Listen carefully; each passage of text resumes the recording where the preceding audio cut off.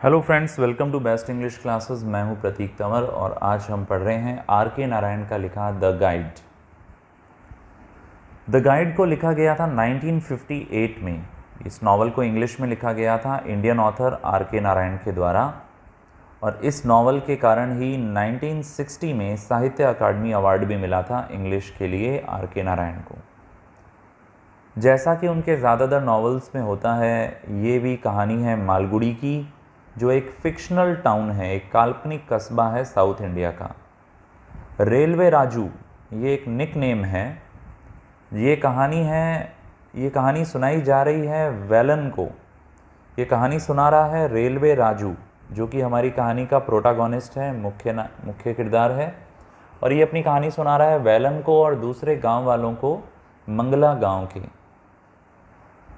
वो बताता है कि वो एक करप्ट टूर गाइड था और बहुत फेमस था टूरिस्ट में। वो एक भ्रष्ट टूर गाइड था और जो बाकी के टूरिस्ट थे वो उसको बहुत पसंद करते थे क्योंकि उसमें बोलने की कला थी। उसे प्यार हो जाता है एक ब्यूटीफुल डांसर रोज़ी से, जो कि डांसर्स की ही बेटी थी और नेग्लेक्टेड वाइफ थी एक आर्कियोलॉजिस्ट मार्को की। तो मार्को एक आर्कियोलॉजिकल साइंटिस्ट हैं और वो अपनी बीवी पे ध्यान नहीं देते, रोज़ी पे। रोज़ी नाचने वालों की बेटी है और बहुत ही खूबसूरत है और हमारा रेलवे राजू उस पर मरमिटा है। मार्को को पसंद नहीं है रोज़ी का ये पैशन डांस के लिए, तो वो रोज़ी को छोड़ देता है और मद्रास चला जाता है।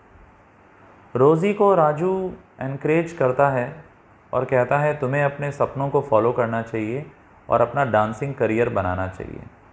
वो दोनों दोस्त बन जाते हैं और साथ में रहने लग जाते हैं। बट राजू की माँ और राजू के मामा उनके इस रिलेशनशिप को अप्रूव नहीं करते, उसे पसंद नहीं करते और उन्हें छोड़ देते हैं। डेट रिडन राजू यानी कर्ज में डूबा हुआ राजू रोज़ी का स्टेज मैनेजर बन जाता है और जल्दी ही राजू की मार्केटिंग टैक्टिक्स की वजह से रोज़ी एक बहुत ही सक्सेसफुल डांसर बन जाती है और उसका नया नाम होता है नलिनी। नलिनी नाम से वो फेमस हो जाती है।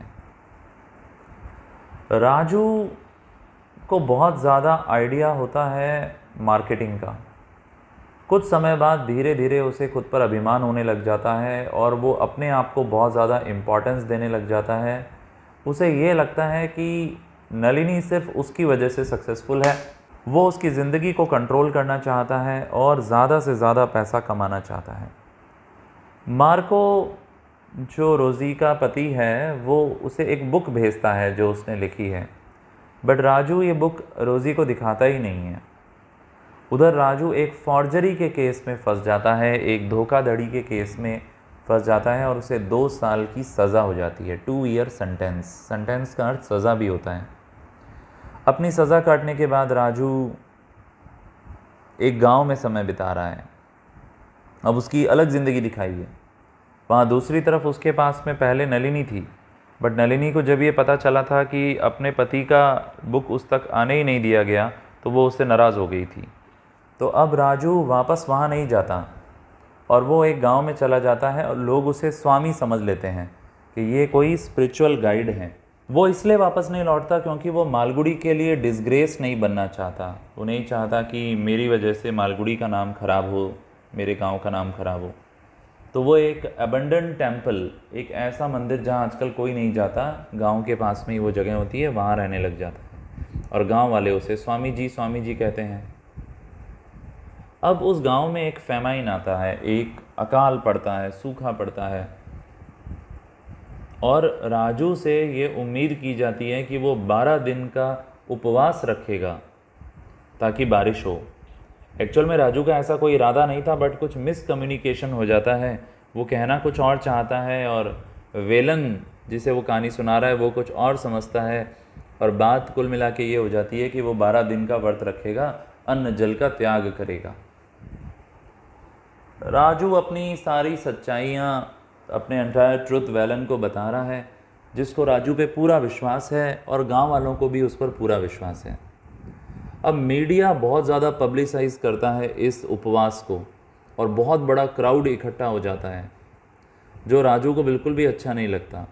ये लोग आए हैं उसको देखने के लिए, व्रत करते हुए, उपवास करते हुए। नलिनी भी वहाँ पे आती है। बहुत दिनों तक फास्ट करने के बाद में अब वो एक रिवर साइड में जाता है एक बार सुबह अपने डेली रिचुअल के तौर पर, और उसे वहाँ ये महसूस होता है कि उसके पैर गीले हो गए हैं, सैगी हो गए हैं, क्योंकि उसे बारिश महसूस होती है पहाड़ों पे होती हुई। और फिर ये नावल एंड हो जाता है और ये सवाल का जवाब अधूरा ही रह जाता है कि क्या वो मर गया और या फिर वो सूखा ख़त्म हुआ या नहीं हुआ, और ये नावल फिनिश हो जाता है। इसके ऊपर एक बहुत अच्छी फिल्म भी बनी है देवानंद साहब की। आज के लिए बस इतना ही। यदि आपको ये अच्छे से समझ में आ गई स्टोरी तो प्लीज़ एक लाइक तो बनता है बॉस। कमेंट बॉक्स में अपना फीडबैक भी ज़रूर देना और अपने क्लासमेट्स के साथ इसे व्हाट्सएप पे शेयर भी करना। जल्दी फिर मिलेंगे एक और टॉपिक के साथ। Thank you so much.